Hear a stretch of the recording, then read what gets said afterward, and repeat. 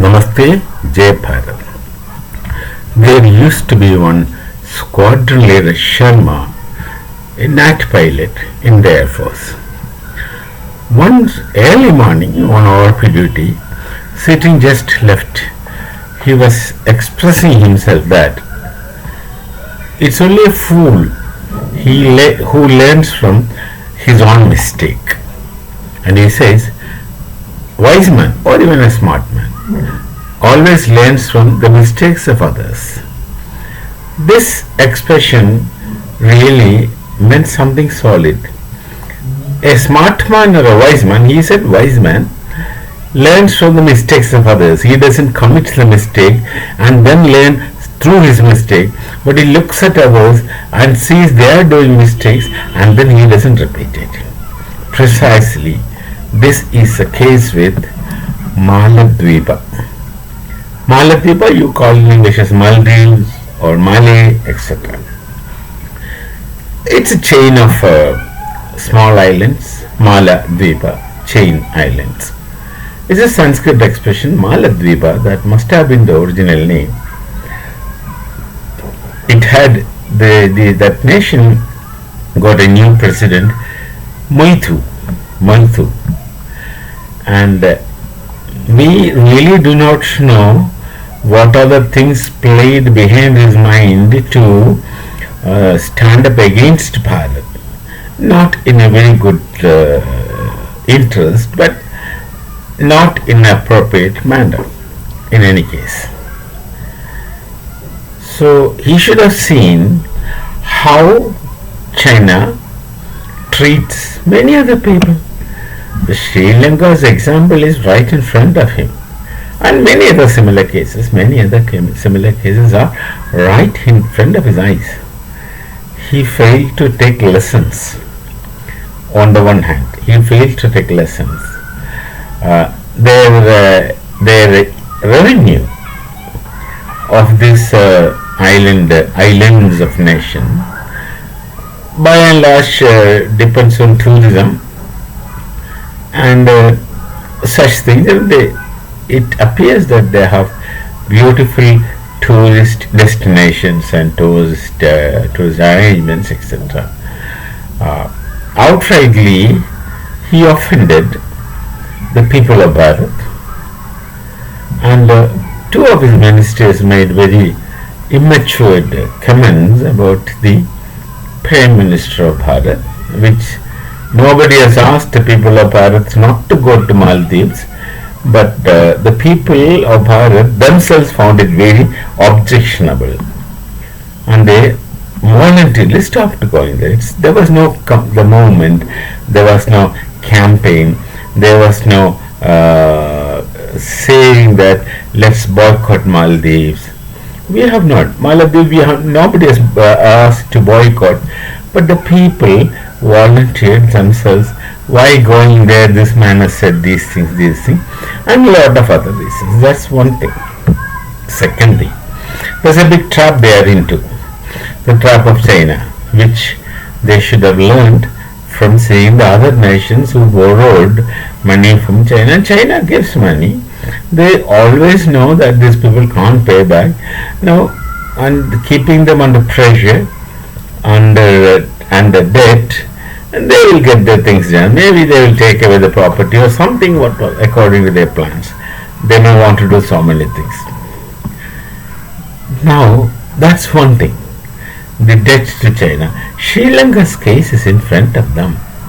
They should have learned from Sri Lanka. Sri Lanka, if you say in Hindi, bal bach gaya, very narrowly escaped from the clutches of China. That's because of the support, unconditional support from Bharat. Same type of unconditional support we extended to Maladwipa also. But the President Moithu had other ideas. He had done so many things, but that's one point. Secondly, he also appears to be under the influence of the fundamental Islamic groups. And the fundamentalist Islamic groups whose ultimate objective is to establish Darul Islam, a Darul Islam through many Darul Islams all over the world. They have given funds in their hand, and they will spend funds to whichever area they want, which would suit their ultimate desideratum. Love jihad, what we call today, is one such small expression of giving funds to something which they think would go some way or long way into this Darul Islam. Fine. Now, of late, they have suddenly wanted to speak against Bharat. India Out campaigns he did, and he won using the Islamic sentiments, and he wanted out less than 100 numbers of soldiers who were helping the people in Maldives, medically or otherwise, and flying our aircraft, which we stationed there for evacuations from one island to another island, movement, etc. He was very adamant of sending the Bharatiya forces, less than 100, something like 80 or something like that, who had to come back, and what do we care? We all came back. We don't insist and impose on others by default. We don't. These things happen. Now, once upon a time, Maladwipa was a Buddhist nation like Sri Lanka, and these Buddhists were converted into Islam. This phenomenon you must have seen in the world. The Buddhists are essentially peace-loving and a group of people who live with the nature, who have their own methods of gives and takes from the nature, and they really perfectly coexist with the nature in accordance with the Veda-Upanishadic epistemology of coexistence. That's what they do. And they are peaceful, peace-loving people. And the Buddhists were not offered any grand receptional party after their death in a supposed projected heaven. Their desideratum is nirvana, and nirvana has nothing to do with heaven. Nirvana is to become liberated, like the Tathagata himself. But Islam has this double what you call compulsions which they put in front of people. Number one, promises of rewards. You follow Islam, a series of lists of promises of rewards, and then fear of punishment, threats from punishment. If you don't do this, these are the things that awaits you after death. Now, all these people speak about a situation, an ideal, hypothetical situation after death, that after death you will be rewarded in these beautiful manner according to their narration, whatever it is, or if you don't follow, then you will be treated in these bad ways. Now, these two things which forces people into or compels people into their kind of religious fold. This happens to innocent, not having much confidence people. Common people they don't know much things, and they won't have that kind of confidence to face adversaries or unknown things. So they were taken for a ride, and they were all brought into this fold, promising that these things are there for you. It is something like some of the opposition leaders in Bharat. He successfully did that in the past general elections, that 8,500 rupees will come to everybody's account, every woman's account in this nation from 1st July onwards, from today onwards. This is what the promise. And the people were roaring in appreciation. There's no common sense in play. Nobody thinks that from where this kind of money comes and how much money is required to fulfill the promise that he made. No one thinks in that way. They all get carried off in emotions, and they were happy, roaring and appreciating, etc. If that can happen today, if such thing can happen today, what must have been the situation in ancient time when Islam was spreading through promises of rewards and fear of punishments? It must have been much worse than what we see today in that promise. Now, that's how the Buddhists got converted. Buddhism doesn't offer any glories after death. Their level is highly philosophical, which is based on a knowledge tradition. Similarly, Jainism also doesn't offer after death the promises, and Sanatana Dharma, of course, doesn't even offer you an identity after your passing away death. But this subconscious prick or subconscious push remains in the minds of people that nobody wants to die. Everyone wants to continue existing after death in the same present form with your identity, which is logically impossible, because the identity that came to you is after birth, so you'll have to shun such identity at death. And the second logic is that after death you will have to go back to from whichever place you came. Now these things is commonplace thinking, but then such thoughts are not permitted to enter one's mind, because one wants to continue to exist in spite of the fact which Buddha said, Sarvam Dukkhamasti, life is full of suffering. Buddha says life is full of suffering. In spite of that accepted fact, people would like to continue to live. That is a human drawback.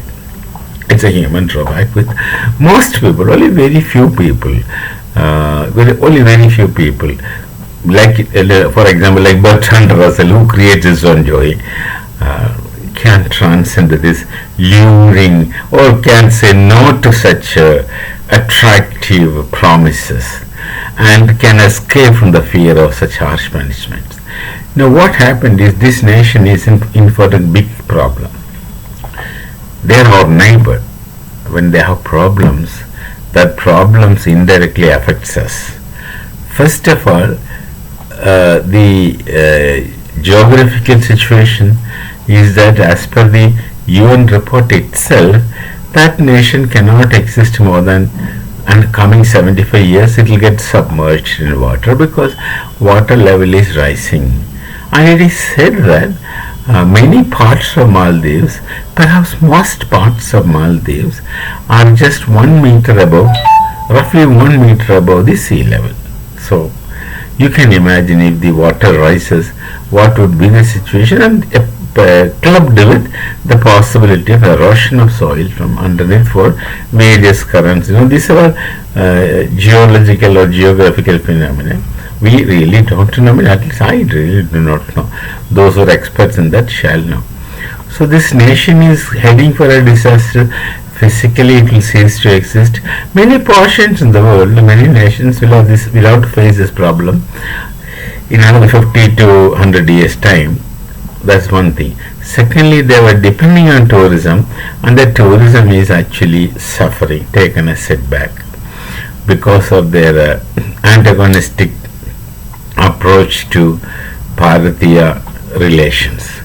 We have strained relations, and whatever relations we still have with Maladwipa is only because of Bharat's goodwill, in the sense Bharat's inherent philanthropical attitude towards the cosmos. So we don't disturb others. We don't intervene in others' matters. We respect the other, whatever they are, in whichever way they are, because their methods we don't intervene. That had been our Sanskriti.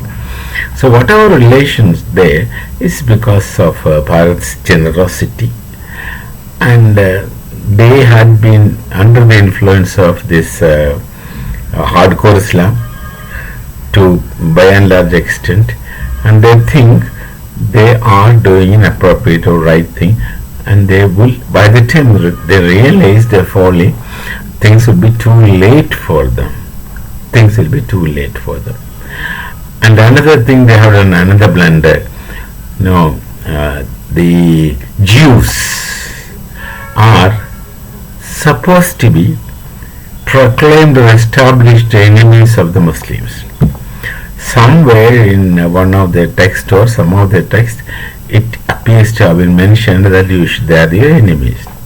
I wonder how can a text teach you that who is your enemy and who is not your enemy is a different question. So they treat the Jews as their enemies. And so that enmity is there for no reason. They are taught to dislike or hate, like like the Pakistanis hate Bharatiyas. No, Muslims don't hate people, Hindus as such. Muslims have very good relations with Hindus because there are many Muslim nations, and there are some Muslim nations at least with whom Bharat have enviable relations. For example, Tajikistan, enviable relations. And even Afghanistan, in spite of that Sharia, Taliban, all we have, the people-to-people relations are always excellent. They love people of Bharat, and Bharatiya people love the old Kabuliwalas. Now we have a novel written, a short story written by Rabindranath Tagore, Rabi Thakur in Bangla, about the story of Kabuliwala. And that story had gone into all people of Bharat in our childhood. That story is taught to us right in childhood. So we look at the Afghanis as Kabuliwalas, and we also had a lot of Kabuliwalas in our almost all parts of Bharat, interacting, mixing with us. Now, we loved them right from the day one. And also we know Gandhari is from Kandahar, who came to Bharat. She is our Bahu of Bharat. Anyway, so we have excellent relations with Afghanistan and many other nations, and only in Pakistan we find the Pakistani Muslims are taught to treat Hindus as kafirs. Kafir is a general term which can be applicable to all non-Muslims or non-believers, but they are actually instructed to hate Hindus. So nowhere else it is done, and that influences to what extent I really don't know. To a good extent, the Maldivian at least administration. I wonder how the people of Maladwipa would react. I don't know what should be their attitude. It can't be so harsh as I presume. Presumably, it can't be that harsh. They must be remembering the relations they had with the people of Bharat in the past. We were always there to extend a helping hand whenever they were in need, and that will continue to be in spite of the fact of how bad they behave with us. Now, the example of Sri Lanka is in front of them, and the Maldives have declared in Bharat out. They have already said won the election of the president Mathu, and then they have disallowed Israelis from visiting Maldives. That was another harsh step, just because Israel is a Jewish nation. They will not be given visas by Maldives. And do you think Israel cares anyway? They don't care. They have many other places to go. They will go to. They know Bharat is always their friend, because during their Holocaust and persecution, the only safe place where the Jews were living, practicing the Judaism, making the synagogues, and coexisting. Of course, that's our epistemology of coexistence. Coexisting with the Hindus was in Bharat. They know it. We know it, they know it, and the others should also know it. We don't make a show of it. So they have many other places to go. They are not bent upon a particular that they should visit Maladwipa. But Maladwipa is a loser in the process. Offending Bharat, Maladwipa is a loser. Now they are themselves कहते हैं हिंदी में खुद के पैर में कुकुरेलिए मारा, खुल्लाटी मारा. That's the situation with the Maldives. Very unfortunate, and that goes on. It goes on dilling and dialing. Sometimes they come to us for some help. But one thing, under the Pakistani temperament, see a parallel between the normal Pakistani temperament and the present Maladwipian administration's temperament, not Maladwip per se. The previous president, they were all different. But this president, this administration, there's a parallel between that. Given the situation, the relations are not going to be okay in the real sense of the term. They will also be taught to call us kafirs, etc., etc. And that, of course, is not going to last for long, that we are sure, because of the historical relationship between Maladwipa and Bharat. It's a part. It used to be cultural part of Bharat, in spite of their getting Islamized, like Afghanistan. Afghanistan is a very strong Muslim nation, but we had cultural relations one another for thousands and how many thousands of years we don't know. So the people to people understanding, relations, love and affection always remains. It's only Pakistan who are our own people. They were never a different lot of people. Who were our own people were synthetically and artificially taught to hate Hindus or Bharatiyas, that matter. For them, all Bharatiyas are Hindus, all are Kafirs, and the Muslims, Bharatiya Muslims are also Kafirs in their perspective because they coexist with us. Now, this is the situation. The Maladwip is in for trouble. Maladwip is in for trouble. Let's see how they will survive. They can come out of this. Till we meet again. Namaste. Jai Bharat. Jai Shri Ram.